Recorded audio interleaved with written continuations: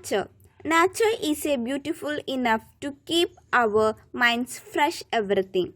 Whenever I feel sad or distracted, I expose myself to nature.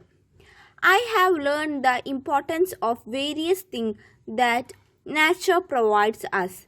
I love and enjoy it when the birds sing. I love to hear them. I love happening nature especially when it's raining or thundering. Nature's beauty keeps a good impression of anything in our mind. We should take care of nature to keep the balance in the environment. We must not play with ecological balance with wait for the consequence to happen. Nature is as caring as mother.